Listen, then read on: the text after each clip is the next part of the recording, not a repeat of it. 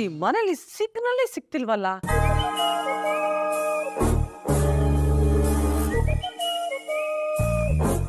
ಈ ಮನೋಜ, ಕಸ್ತೂರಿ ಫೋನ್ ಮಾಡ್ಬೇಕು ಅನ್ನೋ ಸಿಗ್ನಲ್ಲೇ ಸಿಗ್ತಿಲ್ಲ. ಕೊಡಮ್ಮ ಇಲ್ಲಿ. ಫೋನ್ ಹಂಗಾದಾಗ ಫ್ಲೈಟ್ ಮೋಡ್ ಆನ್ ಮಾಡಿ ಆಫ್ ಮಾಡಬೇಕು. ಹಾ, ಇದೆಲ್ಲ ಮಾಡು, ಕೆಲ್ಸ ಮಾತ್ರ ಮಾಡ್ಬೇಡ.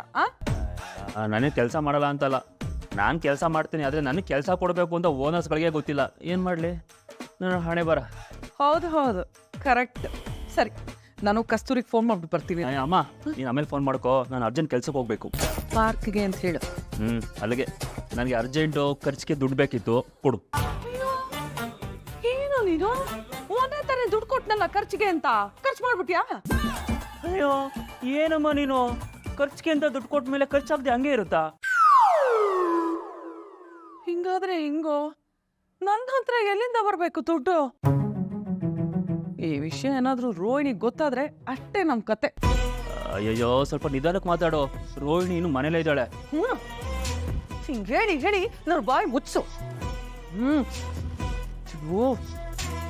ನಿಜವಾಗ್ಲೂ ಅವಳಿಗೇನಾದ್ರೂ ಈ ವಿಷಯ ಗೊತ್ತಾದ್ರೆ ಎಲೆ ಅಡಕೆ ಹಾಕೊಳ್ದೇನೆ ನಮ್ಮಿಬ್ರು ಮುಖಕ್ಕೂ ಥೂ ಅಂತ ಹೋಗಿತಾಳೆ. ಏನೋ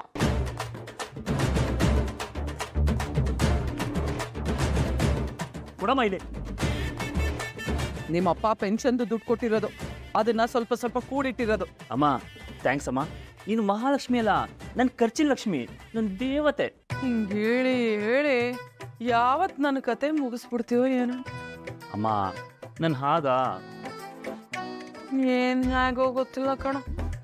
ನನ್ನ ಹಣೆ ಬರಹ ಮಾತ್ರ ರಾವ್ ಬಡ್ಕೊಂಡು ಹೋಗಿದೆ. ಸರಿ, ನಾನು ಪಾರ್ಕ್ ಹೋಗಿ ಬರ್ತೀನಿ ಅಂತ ಹೇಳು. ಕೆಲ್ಸಕ್ಕೆ ಹೋಗ್ತೀನಿ ಅನ್ಬಿಟ್ಟು ಕೆಲ್ಸಕ್ಕೆ ಅವಮಾನ ಮಾಡಬೇಡ. ಎಲ್ಗೋ ಬರ್ತೀರಿ, ಬಾಯ್. ಅಯ್ಯೋ ದೇವ್ರೆ. ರೋಹಿಣಿ ರೋಹಿಣಿ ರೆಡಿನಾ? ಕೊಡು ಕೊಡು ಕೊಡು. ಸರಿ, ಹಂಗಲ್ಲ ಹಾಕೋದು. ತಗೋ. ಏನಿದು ನನಗೆ ಬೇಡ. ಖರ್ಚಿಗೆ ಇಟ್ಕೋ. ನೋಡ್ರು, ನೀವು ಒಬ್ಬ ದುಡ್ಡು ಗಂಡಸಾಗಿ ಒಂದು ಹೆಣ್ಣಿನ ಅಷ್ಟು ಅರ್ಥ ಮಾಡ್ಕೊಳ್ಳಿಲ್ಲ ಅಂದ್ರೆ ಹೇಗೆ ಹೇಳು? ಈಗ ಪಾರ್ಲರ್ ಹೋಗ್ತಿದ್ಯಾ? ನಾನು ಡ್ರಾಪ್ ಮಾಡ್ತೀನಿ, ಬಾ. ಪರವಾಗಿಲ್ಲ ಮನೋಜ್, ನಿಮ್ ಕೆಲ್ಸಕ್ಕೆ ಲೇಟ್ ಆಗುತ್ತೆ, ನೀವು ಹೊರಡಿ. ಅಯ್ಯೋ, ನನಗೇನು ಲೇಟ್ ಆಗುತ್ತೆ? ನನ್ಗೆ ಯಾರು ಕ್ವಶನ್ ಮಾಡೋರಿಲ್ಲ ಅಲ್ಲಿ. ನನಗೆ ಅಂತ ಒಂದು ಸೀಟ್ ರೆಡಿ ಆಗಿರುತ್ತೆ. ಈ ಟೈಮ್ಗೆ ಈ ಸಾರ್ ಬರ್ತಾರೆ, ಅಲ್ಲಿ ಯಾರು ಮಲ್ಕೋಬಾರ್ದು, ಅಲ್ಲಿ ಕೂತ್ಕೋಬಾರ್ದು ಅಂತ ಎಲ್ರಿಗೂ ಗೊತ್ತು. ಮನೋಜ್, ನೀವ್ ಕೆಲ್ಸ ಮಾಡೋದನ್ನ ನಾನು ನೋಡ್ಬೇಕು. ನೋಡ್ಬೇಕಾ? ಟೈಮ್ ಬರುತ್ತೆ ಅದಕ್ಕೂ ಆತರ ಪಡಬಾರ್ದು ಅಷ್ಟೇ. ಸರಿ, ಒಂದ್ ನಿಮಿಷ ಇರಿ, ಬಂದೆ.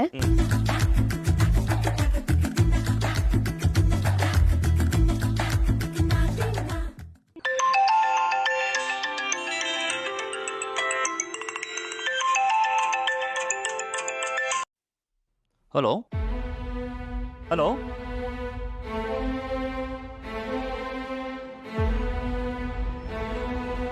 ಯಾರ್ದು ಮನೋಜ್ ಫೋನು? ಯಾರ್ದೋ ಗೊತ್ತಿಲ್ಲ ರೋಹಿಣಿ. ಫೋನ್ ಮಾಡಿದರೆ ಏನು ರಿಯಾಕ್ಟೇ ಮಾಡ್ತಿಲ್ಲ. ನೆಟ್ವರ್ಕ್ ಇಲ್ವಲ್ಲ, ಅದಕ್ಕೆ ಇರ್ಬೋದೇನೋ. ಅಮ್ಮನ ಅದೇ ಹೇಳ್ತಾ ಇದ್ರು, ಇಲ್ಲಿ ನೆಟ್ವರ್ಕ್ ಸ್ವಲ್ಪ ಪ್ರಾಬ್ಲಮ್ ಇದೆ.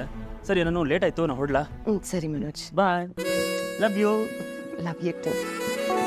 ಚಲೋ, ಹಾ, ರೀಚ್ ಆದ್ಮೇಲೆ ಒಂದು ಕಾಲ್ ಮಾಡು. ನೀವು ಅಷ್ಟೇ. Okay, bye. ಬಾಯ್. ಯಾರದು? ಹಲೋ ರೋಹಿಣಿ, ನಾನಮ್ಮ, ನಿಮ್ಮ ಮಾವ ದಿನೇಶ್ ಮಾತಾಡ್ತಾ ಇರೋದು.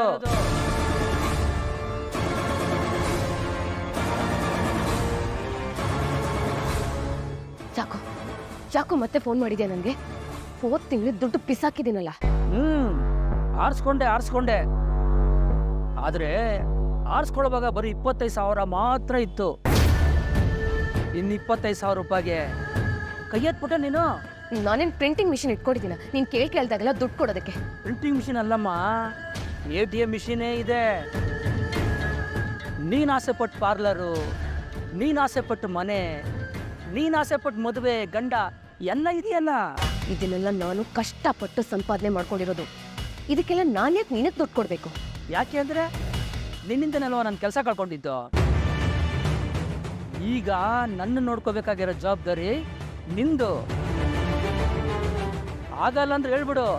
ಈ ಸಾರಿ ನೇರವಾಗಿ ನಿಮ್ಮ ಮಾವ ಅಂತ ಹೇಳ್ಕೊಂಡೆ ನಿಮ್ಮ ಮನೆಗೆ ಬರ್ತೀನಿ.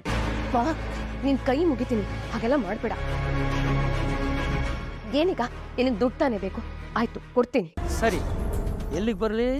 ಪಾರ್ಲರ್ಗ, ಮನೆಗ? ಎರಡು ಜಾಗ ಡೇಂಜರ್, ಬೇರೆ ಜಾಗ ಹೇಳು. ಹಾ ಸರಿ, ಜಿಂಕೆ ಪಾರ್ಕು? ಪಾರ್ಕ?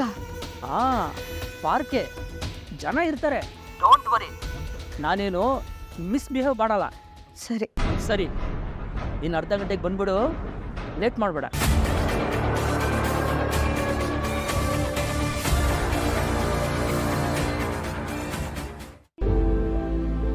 ಏ ಕಸ್ತೂರಿ, ಶಾಂತಿ, ಬಾರೆ, ಎಷ್ಟ್ ದಿನ ಆಯ್ತು ನೀನ್ ಬಂದು. ಸರಿ ಬಾ ಕೂತ್ಕೋ. ಶಾಂತಿ, ರವಿ ಬಗ್ಗೆ ಏನಾದ್ರು ಮಾತಾಡ್ದ್ಯಾ? ಅಯ್ಯೋ, ಅವನು ಹೆಸರೆತ್ತಿದ್ರೇನೆ ಕೋಪ ಮಾಡ್ಕೋತಾರ ಕಣೆ. ಹಂಗೂ ರಾತ್ರಿ ನಿಧಾನಕ್ಕೆ ಅವನ ವಿಷಯ ಹೇಳ್ದೆ, ರೇಗ್ಬಿಟ್ರು ಆ ಮನುಷ್ಯ. ಹಾಗಂತ ಸುಮ್ಮನೆ ಇದ್ರೆ ಆಗತ್ತೇನೆ? ಶಾಂತಿ, ನಾನು ನಿನಗೆ ಅವತ್ತೇ ವಾರ್ನಿಂಗ್ ಕೊಟ್ಟಿದ್ದೀನಿ. ಅವ್ರ ಅಪ್ಪ ಅಮ್ಮ ಬಂದು ರವಿನ ಕರ್ಕೊಂಡು ಹೋಗ್ಬಿಟ್ರೆ ನೀನು ಅವನ್ನ ಮರ್ತು ಬಿಡ್ಬೇಕಾಗತ್ತೆ ಅಷ್ಟೇ. ಸುಮ್ನಿರೆ, ಅವರು ಎದುರಿಸ್ತಾರೆ, ನೀನು ಎದುರಿಸೋ. ಮಧ್ಯದಲ್ಲಿ ನಾನು ಎಡಬಡಂಗಿ ತರ ಗೋಳಾಡ್ತಿರ್ತೀನಿ. ಅಯ್ಯೋ, ಇವ್ರೇ ಒಂದ್ ಸಮಸ್ಯೆ ಅನ್ಕೊಂಡ್ರೆ ಆ ಸೂರ್ಯ ಇವ್ರಿಗಿಂತ ದೊಡ್ಡ ಸಮಸ್ಯೆ. ಅವ್ರ ಹತ್ರ ಹೇಗ್ ನರಳೋದು ಅಂತಾನೆ ಅರ್ಥ ಆಗ್ತಿಲ್ಲ ನನಗೆ. ನಮಸ್ಕಾರ ಅಣ್ಣ. ನಮಸ್ಕಾರ. ಚೆನ್ನಾಗಿರ ಕಸ್ತೂರಮ್ಮವ್ರೆ? ಚೆನ್ನಾಗಿದ್ದೀನಣ್ಣ, ನೀವು? ಚೆನ್ನಾಗಿದ್ದೀನಿ. ಈ ಕಡೆ ಬರೋದೇ ಬಿಟ್ಬಿಟ್ರಿ, ತುಂಬಾ ಅಪರೂಪ ಆಗೋಯ್ತು. ಕೂತ್ಕೊಳ್ಳಿ ಕೂತ್ಕೊಳ್ಳಿ ಕೂತ್ಕೊಳ್ಳಿ.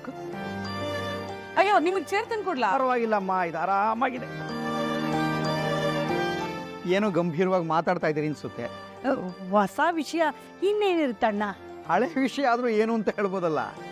ರವಿ ಬಗ್ಗೆ ಅಣ್ಣ.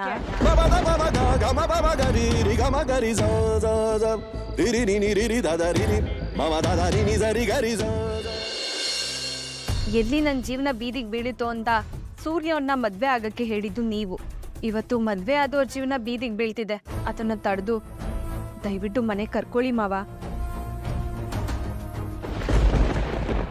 ಪಾರ್ಕಲ್ಲಿರೋ ಹುಡುಗಿರೆಲ್ಲ ನಿಮ್ನೆ ನೋಡ್ತಾ ಇದ್ದಾರೆ.